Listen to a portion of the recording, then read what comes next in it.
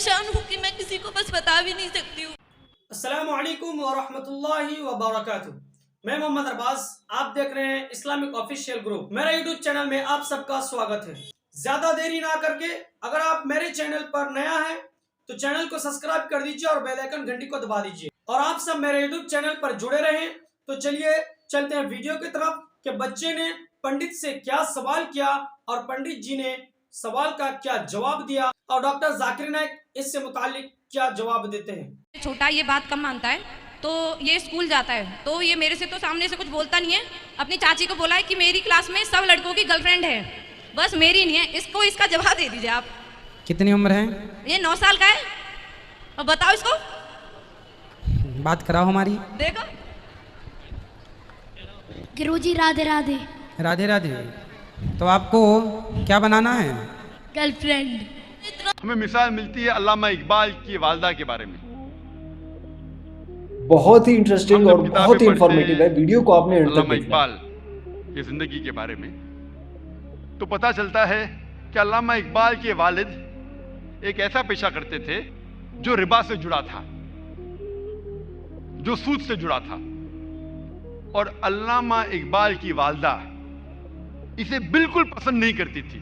تو جب علامہ اقبال پیدا ہوئے، علامہ اقبال کی والدہ نے اپنے چھاتی کا دودھ، اپنا دودھ اپنے بیٹے کو نہیں پلایا. وہ چاہتی تھی کہ میرے بیٹے کے جسم میں ایک بوند بھی حرام کمائی نہیں جائے. تو علامہ اقبال کی والدہ نے کیا کیا؟ اپنے زیورات بیچے جو خود کے تھے، الحمدللہ حلال کمائی کے تھے. زیورات کو بیچ کے ایک بکری خریدی اور اس بکری کے دودھ سے پرورش کی علامہ اقبال کی. اور اللہ نے پھر ان کے شوہر کو ہدایت دی اور وہ بھی سیدھے راستے پہ آ گئے. اور پھر اللہ نے ایسا شخص، علامہ اقبال جیسا شخص بنایا. ایسی کئی مثال ہے.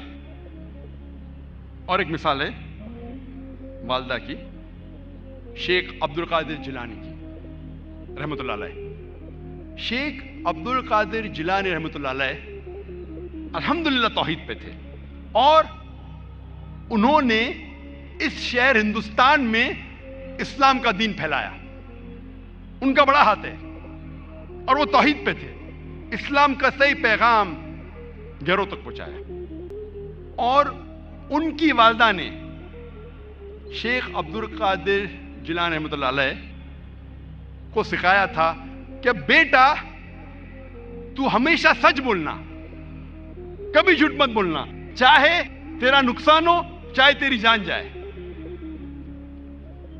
ایک وقت جب شیخ عبد القادر جیلانی رحمۃ اللہ علیہ جب ایک سفر کر رہے تھے تو ان کی والدہ نے کچھ اشرفیاں ان کے کپڑے میں سی دی تاکہ وہ گم نہ جائے، تاکہ کوئی انہیں چوری نہ کرے.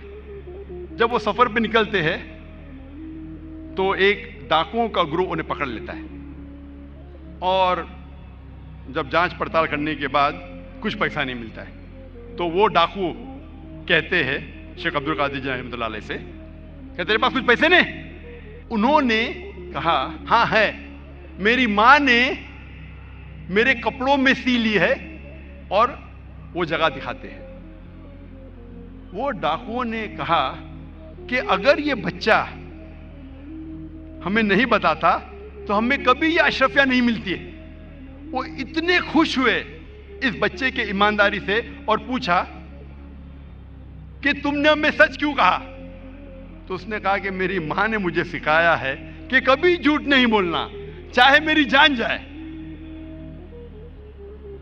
وہ ڈاکو اتنے خوش ہوئے کہ انہوں نے ڈاکہ ڈالنا چھوڑ دیا. ایسے کئی مثال ملتے ہیں. جب تاریخ پڑھتے ہیں ہمیں مثال ملتی ہے تاریخ پڑھنے کے بعد. امام شافعی رحمۃ اللہ علیہ کی والدہ وہ یمنی تھی اور ان کے والد قریش تھے اور بچپن میں ہی ان کے والد کا انتقال ہو جاتا ہے. تو ان کی والدہ جدوجہد کرتی ہے اور امام شافعی رحمۃ اللہ علیہ کی پرورش کرتی ہے اور ان کی خواہش تھی کہ میرا بیٹا علماء کے درمیان اپنا بچپن گزارے، اسی لیے سارا انتظام کرتی ہے اور امام شافعی رحمۃ اللہ علیہ کو مکہ بھیجتی ہے علماء کے درمیان جینے کے لیے۔ تو بچپن سے امام شافعی رحمۃ اللہ علیہ علماء کے درمیان ان کی پرورش ہوتی ہے، اور اللہ سبحانہ و تعالی ایسے ایک امام کو کھڑا کرتے ہیں، امام شافعی رحمۃ اللہ علیہ۔ قربانی تھی، پلاننگ تھی ان کی والدہ کی، مستقبل سوچا ان کے والدہ نے۔ میں اور ایک مثال دوں گا، امام بخاری کی رحمۃ اللہ علیہ۔ امام بخاری کی والدہ کا بڑا ہاتھ ہے امام بخاری کی پرورش کرنے کے لیے رحمۃ اللہ علیہ۔ امام بخاری رحمۃ اللہ علیہ کی یادداشت بہت بہترین تھی، بہت پختہ تھی، لیکن افسوس کی بات ہے کہ بچپن میں ہی وہ اپنی آنکھ کی روشنی کھو دیتے ہیں۔ آنکھ کی روشنی کھونے کے بعد اس وقت کے سب سے بہترین ڈاکٹر کو دکھانے کے باوجود ان کی آنکھ کی روشنی نہیں آتی۔ اس کے بعد امام بخاری رحمۃ اللہ علیہ کی والدہ روز لگاتار اپنے رب، اپنے خالق اللہ سبحانہ و تعالی سے دعا کرتی ہے کہ میری بیٹی کی روشنی لوٹا دے۔ اس کے بعد کئی عرصوں بعد اللہ سبحانہ و تعالی ان کی والدہ کی دعا سنتے، اور ان کی والدہ کے خواب میں آتے ہیں حضرت ابراہیم علیہ السلام، اور حضرت ابراہیم علیہ السلام فرماتے کہ تیرے بیٹے کی روشنی لوٹا دی گئی ہے، اور صبح کو امام بخاری رحمۃ اللہ علیہ وہ پھر سے دیکھ سکتے ہیں۔ تو یہ مثال ہے والدہ کی، کس طریقے سے انہوں نے اپنے بچوں کی پرورش کی۔ میں اور ایک مثال دوں گا، دو لوگ تھے جو آپس میں بہت محبت کرتے تھے، فاروق اور صالحہ۔ اور فاروق اور صالحہ آپس میں محبت کرتے تھے، انہوں نے شادی کی۔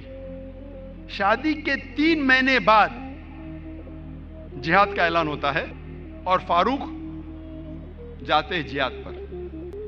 جہاد کے جانے سے پہلے وہ اپنی اہلیہ، اپنی بیوی صالحہ کو 30,000 دینار دیتے ہیں۔ 30,000 دینار ایک یوکے کے آدمی نے کیلکولیٹ کیا اور کہا کہ وہ ہوتے 2 ملین پاؤنڈ۔ 2 ملین پاؤنڈ کو میں تبدیل کروں گا روپیے میں، ہو جاتا ہے 15 کروڑ روپیے۔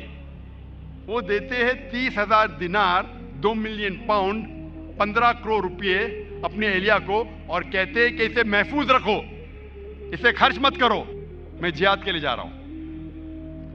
اور پھر وہ جہاد کے لیے جاتے ہیں اور کہتے ہیں کہ انشاءاللہ میں 3 مہینے میں واپس لوٹوں گا۔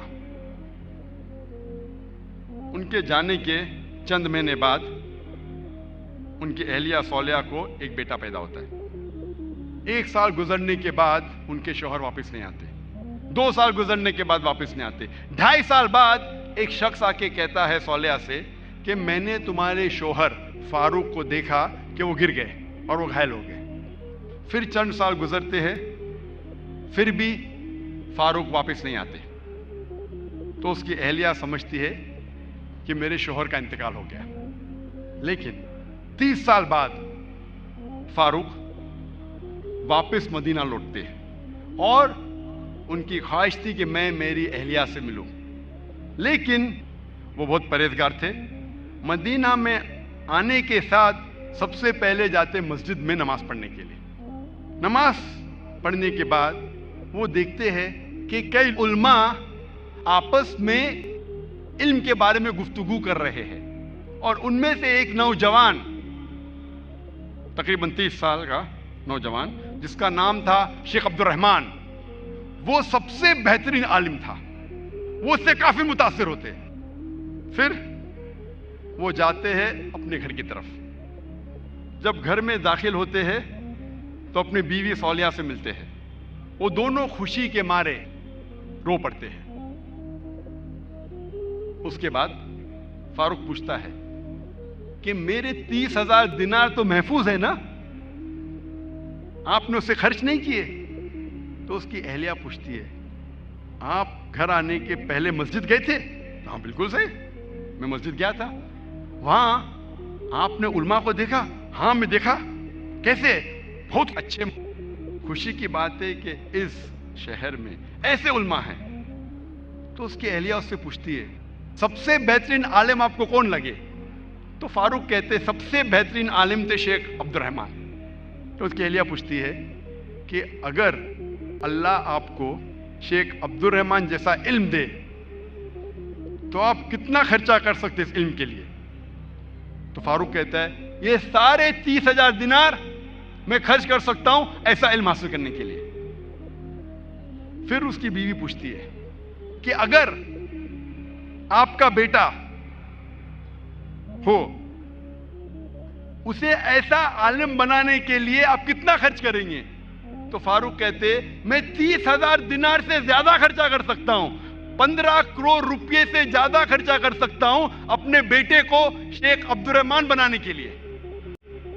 تو اس کی اہلیہ کہتی ہے آپ کے جانے کے بعد مجھے ایک بیٹا پیدا ہوا اور یہ شیخ عبد الرحمن آپ کا بیٹا ہے اور آپ کے 30,000 دینار میں نے خرچ کیے اس کو عالم بنانے کے لیے.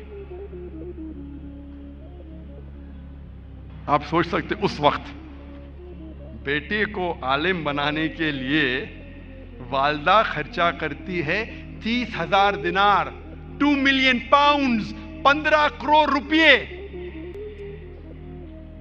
آج کون سا مسلمان اپنے بیٹے کو عالم بنانے کے لیے 15 کروڑ روپیہ خرچہ کرنے کو تیار ہے؟ ہاں ڈاکٹر بنانے کے لیے نو پرابلم، ڈونیشن دیں گے، رشوت دیں گے، 10 لاکھ، 15 لاکھ، 20 لاکھ، 50 لاکھ، 1 کروڑ. ڈاکٹر امریکہ بھیجنے کے لیے میرا بیٹا امریکہ میں پڑھ رہا ہے، 2 کروڑ خرچہ کریں گے، 3 کروڑ خرچہ کریں گے. کیوں؟ بیٹا امریکہ میں پڑھ رہا ہے. اسٹیٹس. میں یہ جاننا چاہتا ہوں کہ کتنے مسلمان اپنے بیٹے کو عالم بنانے کے لیے 15 کروڑ خرچہ کریں گے؟ گنتی کے آپ کو ملیں گے انگلیوں پہ. ہے الحمدللہ آج بھی ہمارے معاشرے میں ایسے مسلمان ہیں لیکن بہت کم، انگلیوں پہ گن سکتے ہیں، بہت کم لیکن ہے الحمدللہ.